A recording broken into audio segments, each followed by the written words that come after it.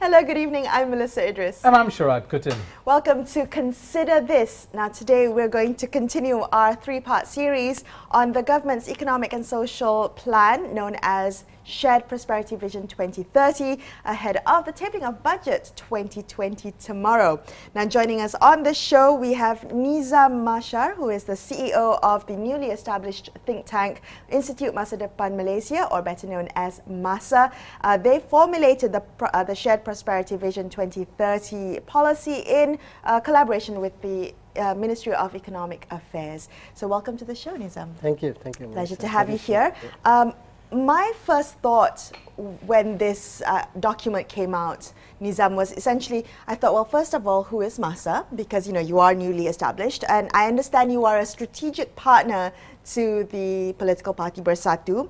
Now, the next question was, why wasn't this coming out of the Ministry of Economic Affairs? Why was MASA tapped to create this document?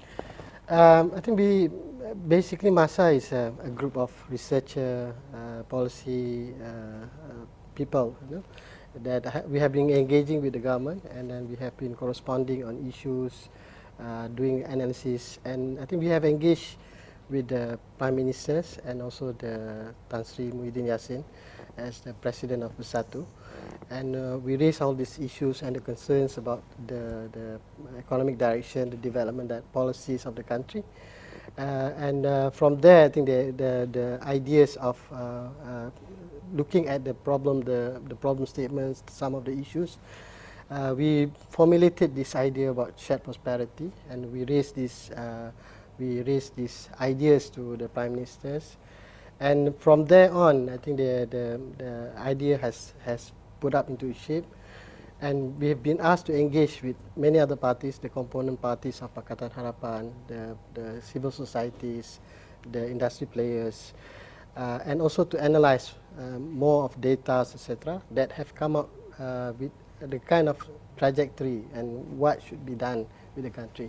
Can I just stop you there? I want to ask you if you can help us understand what MASA represents in terms philosophically, especially around economic policy planning, the role of the state, the role of the free market, and such. Because we have groups like Ideas with free market, pro-free market, and small government, so on. So, where does MASA fit in the spectrum, ideologically speaking? Basically, we consider ourselves the Malaysian version of growth.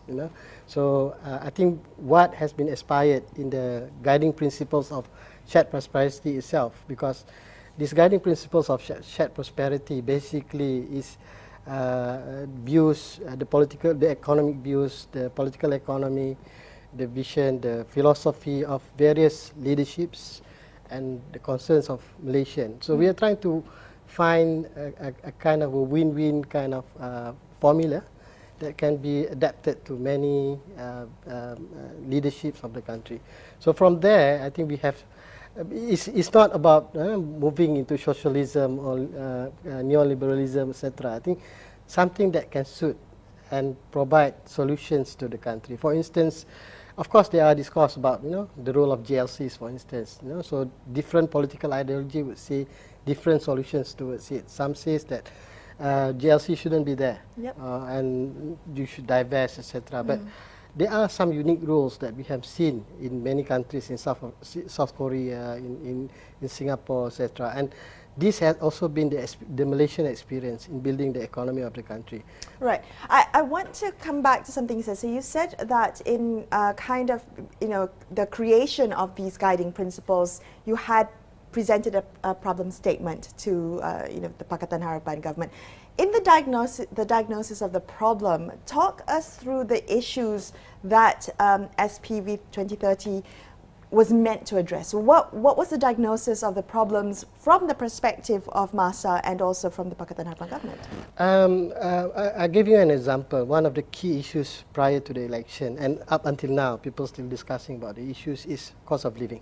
And I think people says that, looking from the economy at the time and then the slow progress of the economy, people are looking the pricing. People cannot manage between their salaries and also the increasing price, and that has become an election issue even.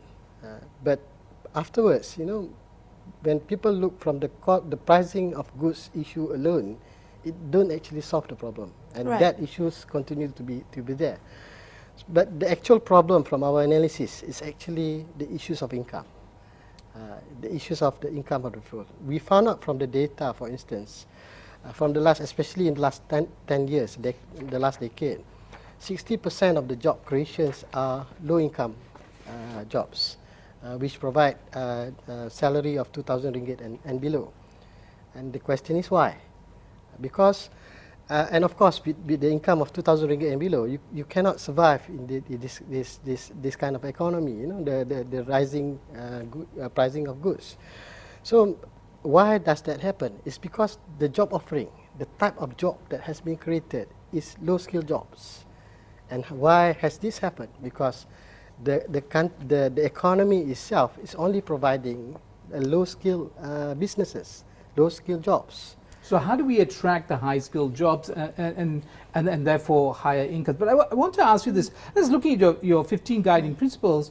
You note its needs-based approach. That's said in one of 15, right? Yes. But the story that's come out very strongly is that this analysis essentially is about Bumiputra, non-Bumiputra, and around the question of equity.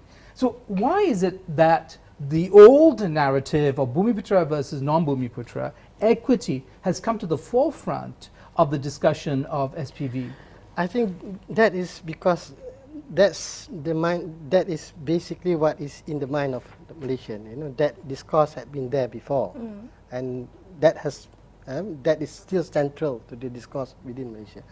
But is that a helpful discourse? Is that something that Pakatan itself wants to put as center of its narrative? There was an expectation when the manifesto came out, you know, during GE14, that it was going to be different. It was going to be a needs-based narrative going forward. Which is there in your guiding principle. Yeah, that's agreed. Need-based is one of the principles under the website Kemakmuran Bersama. But you see, the racial issues, the ethnic issues, is only one component of the issues. We have the issues of the structure of the economy, you know, the distribution of towards the income of the people, the type of the corruption issues. We have the disparity among income class.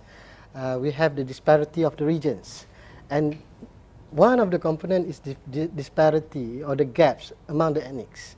So from the situational analysis, we have tabled all these problems as the key problems that we need to address. So are you saying that only a small part of this, a small portion of these guiding principles looks at the disparity between the races, the kind of race-based? Only one of the problem statement address the issues of ethnicity.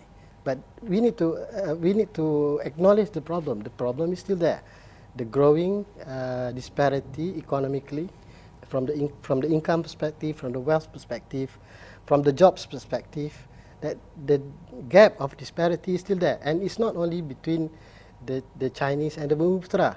It's also between the Chinese and the Indians, and other races, you know, in Sabah and Sarawak. Also inter-race as well. Okay, so that's one part of the guiding principles. Now we're going to come back and talk about the other guiding principles of the Shared Prosperity Vision 2030. That's coming up next on Consider This. So stay with us.